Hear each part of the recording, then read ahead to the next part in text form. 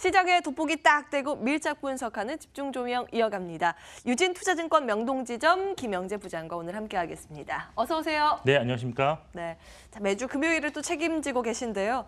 여러분 혹시 2주 전에 기억하시나요? 저희가 9월에 어떤 종목을 봐야 될까요? 그때 유망주 몇 가지 말씀을 해주셨는데 한 종목 아주 1%가량의 마이너스 빼고 나머지 수익권이 상당합니다. 리뷰 잠시 뒤에 좀 짚어보도록 하고요. 먼저 시장 전망부터 체크를 해보겠습니다.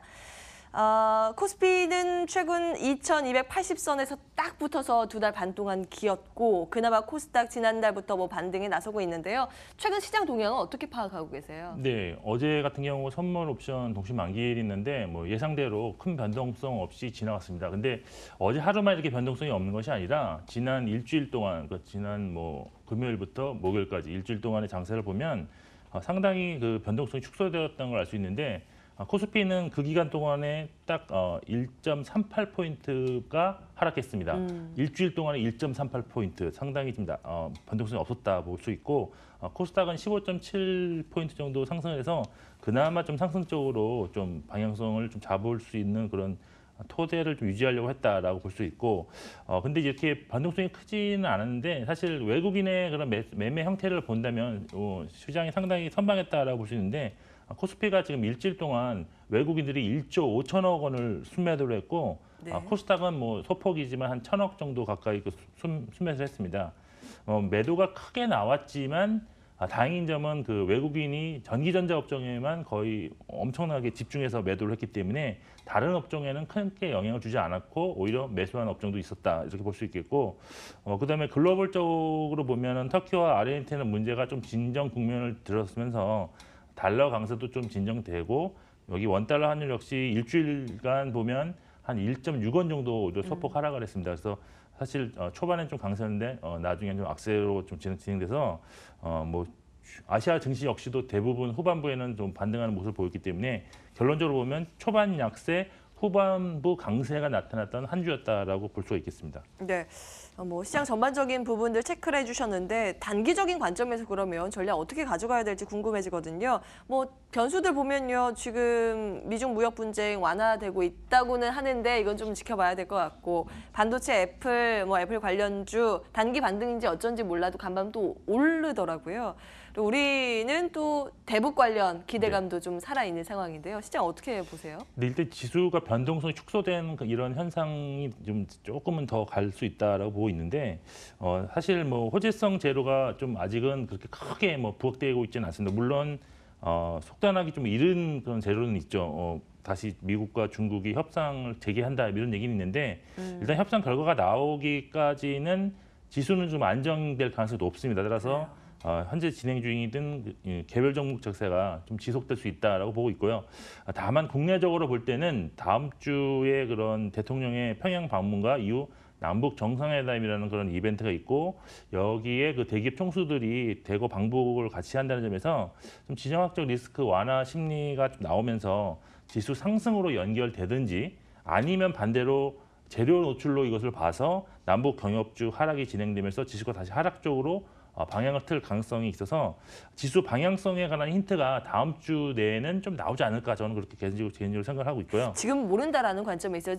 어쨌든 시작이 지금까지 이렇게 눈치 보면서 횡보를 했는데 이건 이제 끝나고 위든지 아래든지 어디든지 크게 갈 것이다 이렇게 보시는 거예요. 일단은 그렇게 갈 가능성이 이제는 좀 되지 않았나라고 보고 있는데 지금 사실 어제 선물 옵션 만기가 끝났지만 10월 포지션이랑 9월 포지션이랑 좀 외국인들이 포지션을 좀 달리하고 있습니다. 그걸 참고로 말씀드리면 네. 사실 10월 만기까지는 외국인이 지금 양매수 포지션을 좀 구축하고 있습니다. 옵션에서 이 매기는 한쪽으로가 아니라 양쪽으로 위로든 아래든 변동성이 크게 되면 좀 이렇게 수익을 낼 수 있는 그런 포지션을 기록하고 있고 반대로 기관은 오히려 양매도를 해서 가두는 그런 포지션을 기록해서 지금 장세가 이어질 것으로 일단 보는 그런 시각입니다. 그리고 개인은 좀 상방으로만 한쪽으로 포지션을 구축하고 있어서 조금 이제 좀 낙관적으로 보는 그런 건데 경험적으로 보면 좀 개인 투자자들이랑 좀 반대로 했을 경우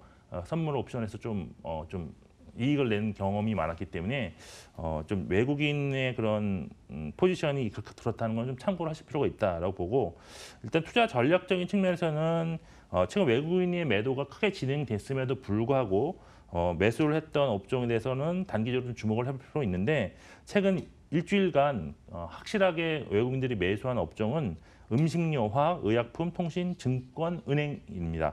근데 개인적으로 좀 특이하게 보는 게 좀 은행 업종이라고 볼 수 있는데 은행 업종 안에서도 사실 뭐 종목별로는 상당히 외국인의 선호도가 좀 확실히 갈리는데 KB금융이나 하나금융지주로 외인 매수가 지속되면서 기술적으로도 좀 추세를 다시 상향적으로 잡으려는 시도가 나타나고 있습니다. 일단 개별 종목 장세가 이어질 것으로 보고 있기 때문에 매번 지금 매 시간마다 말씀드리지만 추세를 다시 상승적으로 잡아가는 개별 종목에 대한 관심은 지속되어야 한다고 저는 판단하고 있습니다. 뭐 말씀도 해주셨지만 경험상 외국인들을 쫓아갔을 때 종목별 수익률이 좀 높았던 그런 기억들이 있어서요. 외국인들이 어떤 종목을 샀는가 이게 참 궁금하기도 하고 지금 전 말씀하신 추세 잡아가는 개별 종목 이건 또 뭔가요?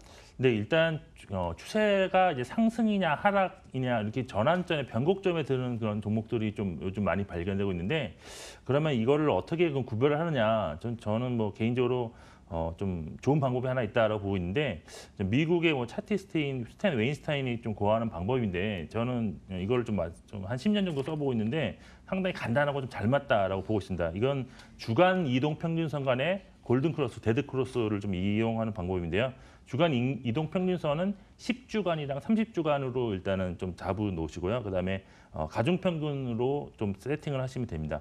그리고 골든 크로스가 낮거나 아니면 신규로 예상되는 종목을 좀 찾으시면 되는데 여기에 기관이나 외국인들의 그런 한 달 누적의 그런 순매수나 순매도를 함께 세팅을 해 놓으시면 정확도를 훨씬 더 높일 수가 있습니다.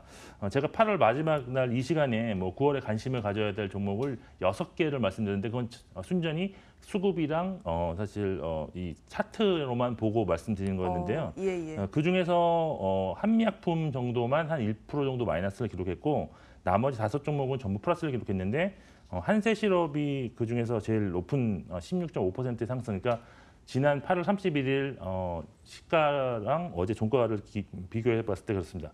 죄송합니다. 현대중공업이 한 8.4%, 그다음에 AJ렌트가 7.2%, 뭐 이런 식으로 대부분 뭐 평균적으로 봤을 때도 5% 이상의 수익률을 충분히 기록했기 때문에 이런 쪽으로 좀 접근도 한번 해보시는 것도 괜찮다. 같은 맥락에서 이제 신규로 볼 만한 종목을 어제 한번 찾아봤는데 삼성 엔지니어링과 CJ 대한통운이 좀 눈에 좀 띄었다는 점은 좀 참고를 하실 필요가 있을 것 같습니다. 그리고 업종으로 지금 현재 추세가 상승으로 진행된다. 이건 아까도 말씀드린 그 차트를 기반으로 말씀드렸는데 섬유의복, 그다음에 종이목재, 비금속 광물, 통신업종 그리고 신규로 의약품 업종이 지금 다시 상승적으로 추세를 잡아가고 있습니다. 그리고 사실 코스닥은 바이오 종목들이 각 업종에 좀 산재 있는 관계로 상당히 좀 방향성을 잡기는 어렵지만 그나마 추세를 확실하게 잡아가는 업종은 오락문화 업종이라는 것도 좀 참고를 하시고 그리고 아직 뭐 추세가 완성되지는 않았지만 시간이 지나면서 조금씩 이제 추세를 잡아가려는 그런 시도를 하고 있는 업종은 기계, 운수 장비, 건설, 서비스업이라는 것도 참고하시면 좋겠습니다. 네. 이 추세를 잡아가는 개별 종목을 봤을 때 요즘 수익률이 좋더라 이 말씀을 또 해주셨어요. 저희가 2주 전에 말씀을 드렸던 종목들의 수익률이 참 좋은데 한세실업 16.5%, 현대중공업 8.4% 수익 여러분도 챙기고 계시죠?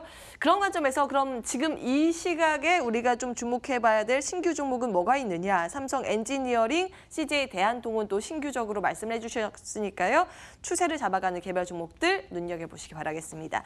자, 그러면 오늘 장은 어떤 대응 전략이 유효한 건지 그리고 유망주까지 한 번에 알아보면 좋을 것 같네요.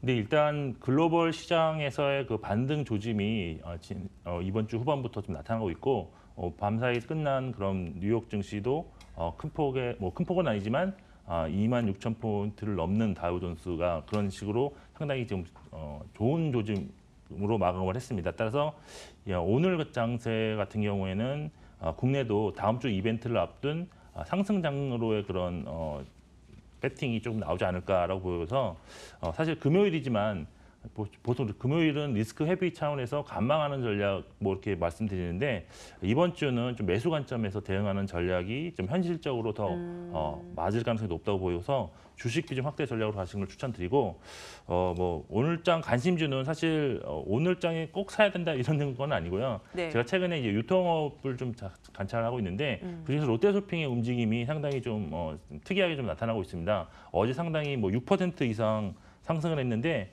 전일 그 4월 2일 이후에 가장 큰 폭의 상승률을 기록했고 또 수급이 상당히 또 개선되는 조짐을 보였습니다. 그리고 어제 급등했는데 네, 괜찮을까요? 3분기 실적 개선 기대감도 있고요.